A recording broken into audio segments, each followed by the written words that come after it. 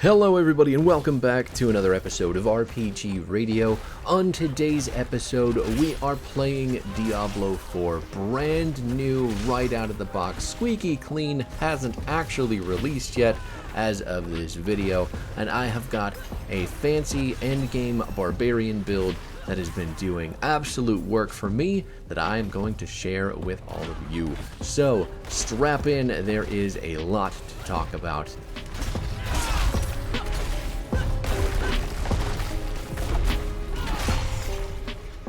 Now, this video, this game, this whole thing is going to be a little bit different for this channel because normally when we're playing Grim Dawn, there is some pretty easy stuff to go on, but since D4 is new, there are incredibly varied, interesting, and albeit ever-changing mechanics with this game. There is going to be a number of things that we'll have to talk about, and if you don't know the basics of the game, there are tons of videos on YouTube right now that will break all that stuff down. Damage types, gear, everything that you could possibly want to know about D4 is out there, and I highly recommend getting into those videos because they make explaining what is going on very, very simple. I'll have videos like that on my channel eventually, but as for right now, we're diving headfirst in with this build, and I'm going to basically put it all in a nutshell for you. So if you have been playing Diablo IV as non-stop as I have for the past couple days, you should be pretty much caught up on how this stuff works. There is also a build planner link to the d4builds.gg, which will have all of this stuff laid out for you in uniform. So if you need to 100% copy this build, feel free to do so. It's incredibly fun, and I'd highly recommend it to anybody playing a barbarian in Diablo 4 who doesn't like shouting and spinning and being that kind of barbarian. The reason that we're even calling this build the Lion build is because it is built around overwhelming strength and the combination of all your weapons as a barbarian. You are a walking arsenal, and this build will completely accentuate that part of the fantasy. Not to mention, we shaped this whole thing after the Primarch himself, Lion L. Johnson. Leona the Barbarian is built to destroy the biggest health bars with a single death blow. This is for duelists, this is for people who want to push buttons and actually think about what they're doing instead of spinning and screaming and seeing if everything worked out after the fact. I figure it's pretty straightforward. If you're building that kind of barb, it's just not my cup of tea, and we'll leave it at that.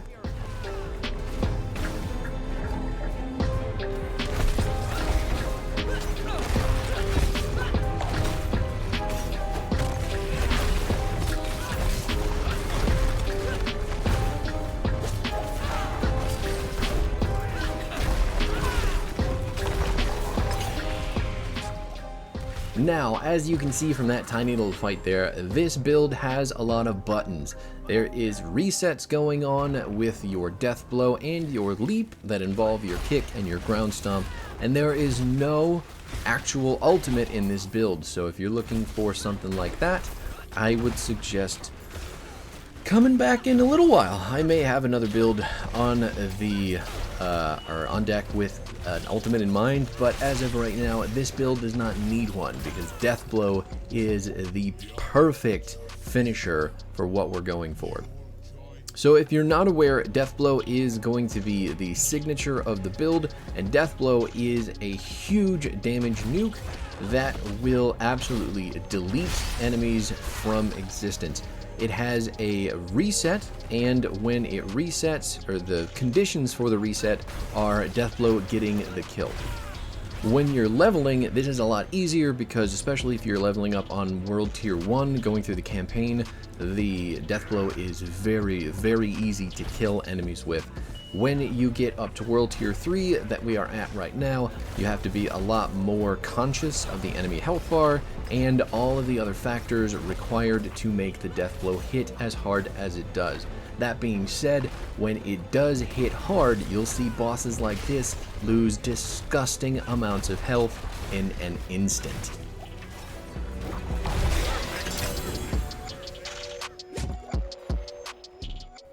So let's talk about abilities. I am going to let you know what the abilities are in order of unlocking, order of progression, because when you start the game off, you're not going to have access to the best ability in this build straight away. So you're going to want to pick up Lunging Strike first. That is the basic ability that is going to make a lot of this build very much possible. And as a kind of dueling build, its mobility is very, very good at getting you in and out of danger whenever you need. So Lunging Strike is a fury generator. Like I said, it's a basic skill. It's got a lucky hit chance of 50%, and whatever you click on, it's got a short-ish range, but whatever you click on with this ability, you're going to dash straight to them with your weapon out. That being said, the next part of this ability is the Enhanced Lunging Strike, and that is the single point modifier that you're going to take after picking the ability itself. So that means Lunging Strike is going to deal 30% increased damage and heal you for 2% of your maximum life when it damages a healthy enemy. That's not necessarily a bad thing. It's not screaming exciting, I'm sure, but you do need 2 points into the first tier of abilities in order to move down to the core tier, and that is where this build is going to start to pick up a lot of damage. So, all things considered, don't underappreciate Lunging Strike, because I know there's only 2 points in it. How can it be very good? It is incredibly strong with the amount of mobility that you can get out of this build that is just built into your basic attack. Do not sleep on Lunging Strike.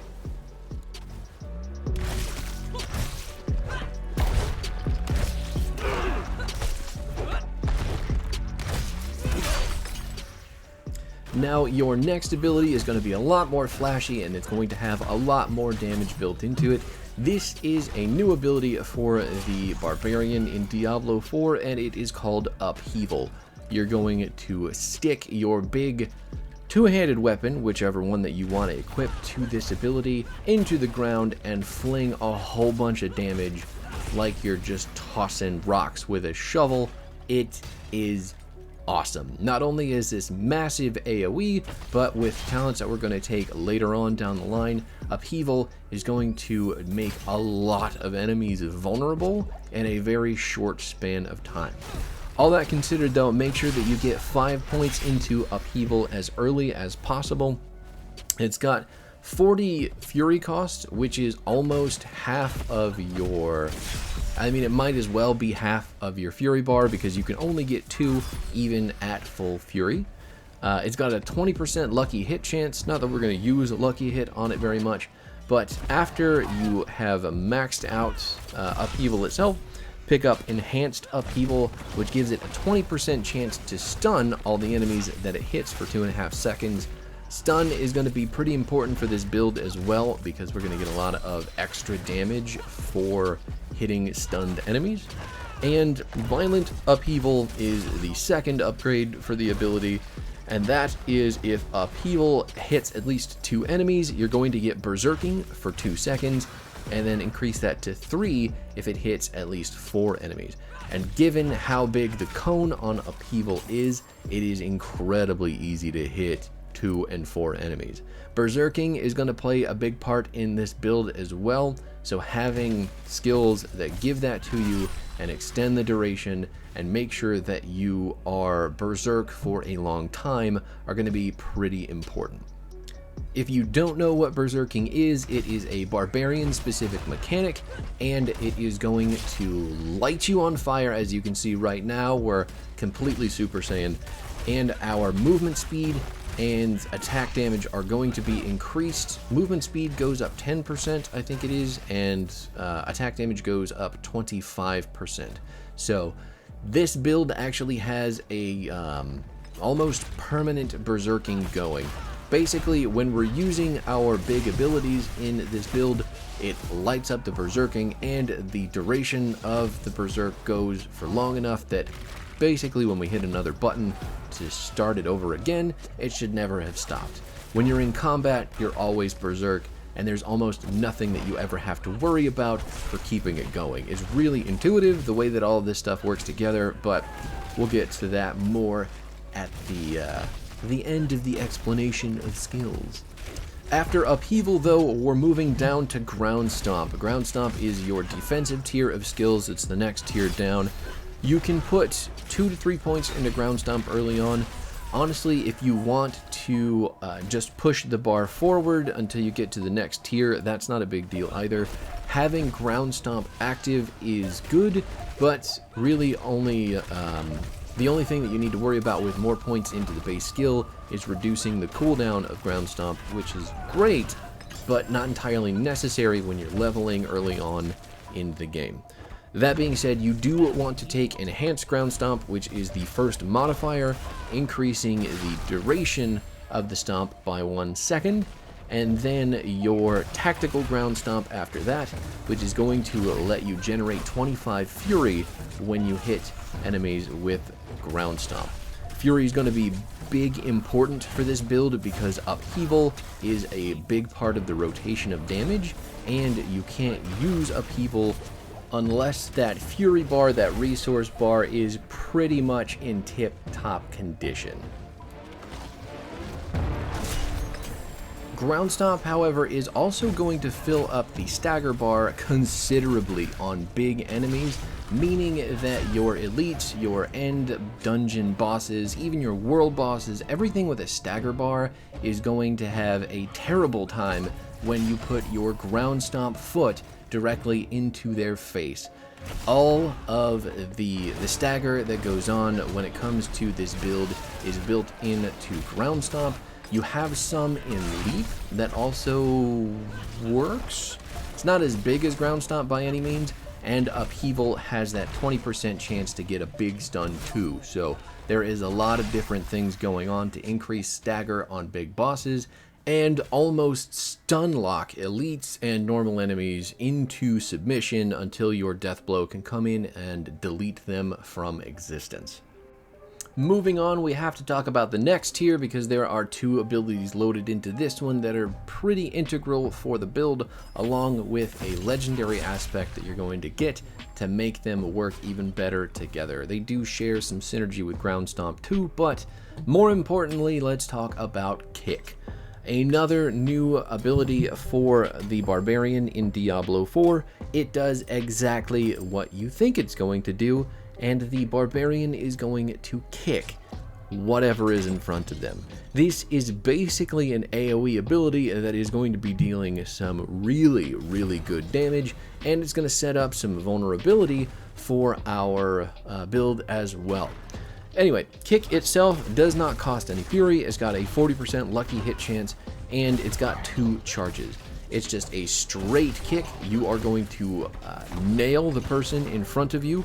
It's got a small hitbox, but it does hit multiple people, and the kick is super good displacement for big mobs, saving yourself when it comes to sticky situations in a corner where you are surrounded. But more than that, Kick is just an all-around strong utility ability, and I would highly recommend it. The charge cooldown is about 15 seconds, but since you have 2 of them, you can make good decisions and basically have it up all the time, or at least whenever it's necessary. The first modifier is Enhanced Kick, which is pretty easy. That is going to make enemies that you kick vulnerable for 4 seconds. After that, you have got Mighty Kick. Mighty Kick is your pinball button for Kick, and you are going to deal 54% damage to enemies that are kicked back when they collide with other enemies. Enemies that are damaged by the kicked enemy are knocked down for 2 seconds. So anything that you kick a bad guy through falls down for a good long time, and they are going to be even more susceptible to damage from you. So you can attack the vulnerable target that you have kicked away, or you can go on the offensive on the the dudes that are laying on the ground completely defenseless. The next ability in this tier is Leap, the old-fashioned Barbarian mainstay. More mobility and actual damage in Diablo IV. Pretty sick nasty. The leap itself has a 66% lucky hit chance, and it's going to knock enemies back where you land. This one is definitely an ability I would suggest getting all the points in, maybe not as early as possible, because you still want to get maxed out deathblow earlier than this, but getting points into leap, again, reduces the cooldown. You want to have the cooldown up fairly often, even though your kick is going to help reduce that cooldown later on with an aspect. Your enhanced leap is, if leap doesn't damage any enemies, it's going to reduce the cooldown by 4 seconds. It's not necessarily, you know, important for the build, but you have to take that in order to get the next set of modifiers for leap, which are power leap or mighty leap. Both of these are incredibly good, but ultimately I'm taking power leap because I want to have the ability to gain a lot of fury at a moment's notice, and getting that with leap is a lot easier than getting that with just plain old basic attacks. The reason I say that mighty leap is also incredibly good is because slows on your leap are going to contribute to the stagger bar of bosses as well.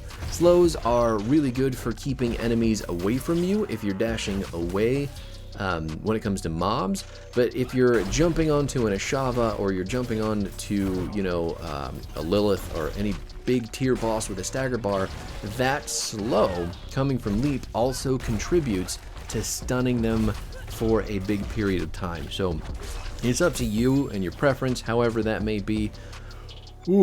But the slow should not be slept on when it comes to leap. It is a very good ability, and if you feel like you're getting enough fury as it is, you don't necessarily have to take the increased fury generation from the power leap. But we have finally made it down to the last tier of skill that we are going to use. This is the weapon mastery tier for the Barbarian, not the ultimates. Not going to pick any of those, we don't even need them. This tier is where you get access to deathblow. Deathblow is a very long cooldown if you don't get the reset at 15 seconds, but it's going to deal 168% damage. It's almost double damage on this bad boy, and if it kills an enemy, it resets the cooldown entirely. So if you get a pack of flies following you around being annoying, all you have to do is give them one deathblow and then deathblow the rest of them off of your ass, because they're annoying, they're flies, they slow you. Blizzard designed them perfectly to mimic real life flies. It is gross. Anyway, enhanced deathblow is going to make the ability do double damage to bosses. Bosses meaning elites, meaning world bosses, meaning big bad boys, are going to get hit twice as hard with deathblow, and it is very evident. I mean, if you're keeping up with what's going on the screen right now, you can watch those elite health bars just evaporate when they get hit with this R button. After that, there is the Warrior's Deathblow. If Deathblow damages at least one enemy, gain berserking for 3 seconds. That is an increase in damage and movement speed, like I mentioned, making the next Deathblow that is going to have that cooldown reset even better. The other option for Deathblow is a Fury gain, and while Deathblow itself doesn't require Fury to activate, I don't think this is necessarily worth it. You could take this if you don't want to go for Ground Stomp or Leap as far as Fury generation, but I don't think necessarily when you're looking at getting berserking instead, just for hitting the Deathblow button, the comparison is pretty lame. So yeah, if you need a reason, there you have it. But you know, it's your build. Do what you want to do. But after all of our abilities are out of the way, there are still a bunch of passives in the Barbarian tree that we need to talk about, and we're actually going to go in opposite order to mention those. Because your key passive, the passive that you get at the very bottom of the Barbarian tree, is called Walking Arsenal.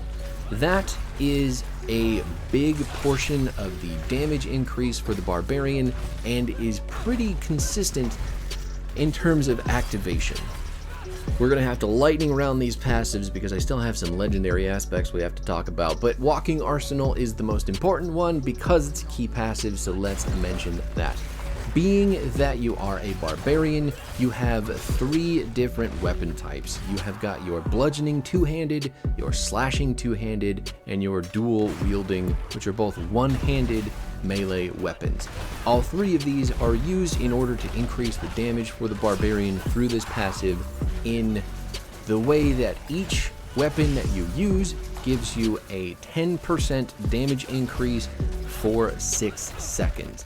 When you have all 3 of these damage increases going, you get an additional 15% increased damage. So you have to use an ability that uses your slashing, your bludgeoning, and your dual wielding, and you have to use them in that you get a window of time in which instead of getting 30% increased damage, you get 45% increased damage. Get that timer going, get all the other stuff working, and you've got a big death blow waiting to happen in the right window. Next down the line is heavy-handed. Take all 3 points in this. This is on the ultimate tier, but it's a passive that while using two-handed weapons, you're going to deal 15% increased crit strike damage. Really important. Got to be able to kill people with death blow. Pit Fighter is next. You're going to get increased damage to close enemies, and you're going to gain distant damage reduction. So ranged enemies are going to be dealing less damage to you. Slaying Strike is going to increase your damage against injured enemies, which is very important because you kill them, you get the reset on death blow. The lower their health is, the easier that they are to execute with Slaying Strike. No Mercy is a 9% increased crit chance against immobilized, stunned, or slowed enemies, and we've got a lot of CC in this build for that. Next passive is Aggressive Resistance. This one's a defensive, but you're going to get 9% damage reduction while berserking, and like I said, we're basically berserking all the time, which is easy to get going. Battle Fervor, when a brawling skill damages at least one enemy, you get berserking. Brawling skills are your leap and your kick, and those are incredibly easy to get going, so you're berserking off of your ass all the time. Prolific Fury is next, and you're going to get increased fury generation while you are berserking. So that means that your leap is going to trigger that berserking and gain more fury immediately. It's good stuff. But that's it for passives. That's everything that we need there. So let's look at some aspects. And remember, if you can't make it through the lightning round for the aspects and the passives, this is all up on the d4builds.gg. That'll be linked in the description, so go down there if you want a more in-depth, detailed look at everything happening. But let's talk about them. So the aspects on this build are still fairly early on in the end game. We don't have a ton of unique abilities. A lot of this is geared towards, dungeon focused passives. There are a lot for the barbarian that are just out there that are incredibly powerful for your leap, your kick, and ultimately buffing death blow to be the best thing that it can be. And if you don't believe me, just wait and see.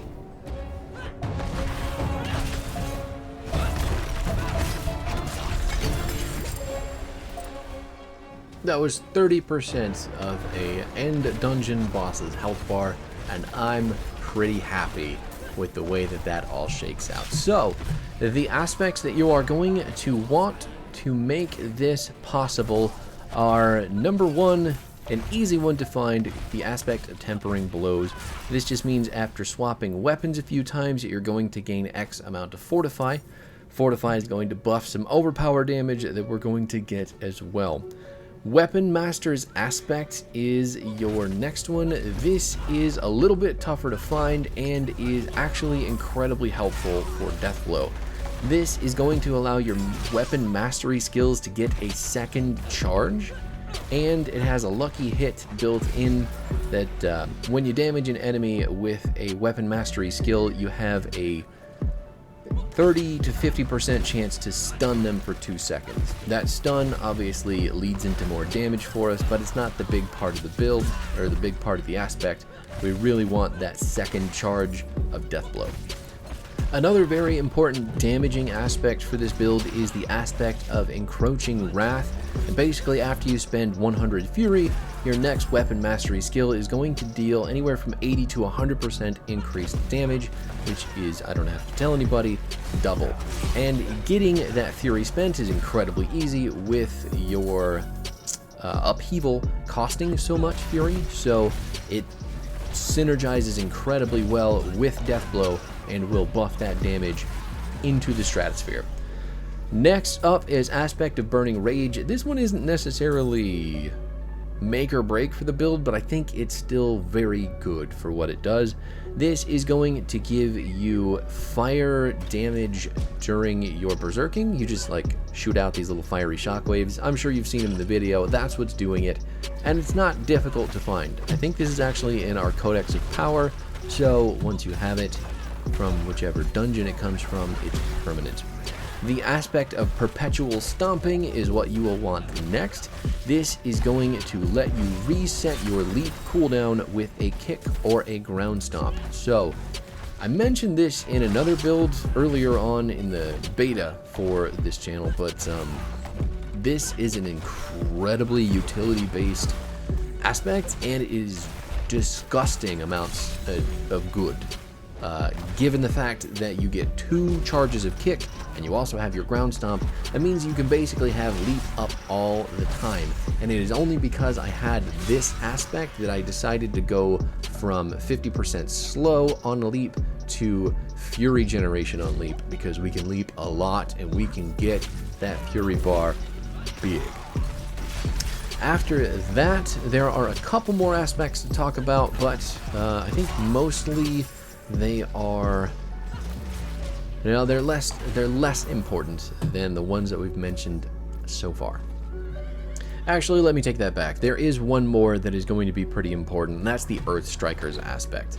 This one came off of a dungeon as well. That's Malgan's Works in Hawazar, but after swapping weapons 10 times, your next attack will overpower and deal 30 to 50% increased overpower damage. So you can guarantee an overpower hit with Earth Strikers aspect.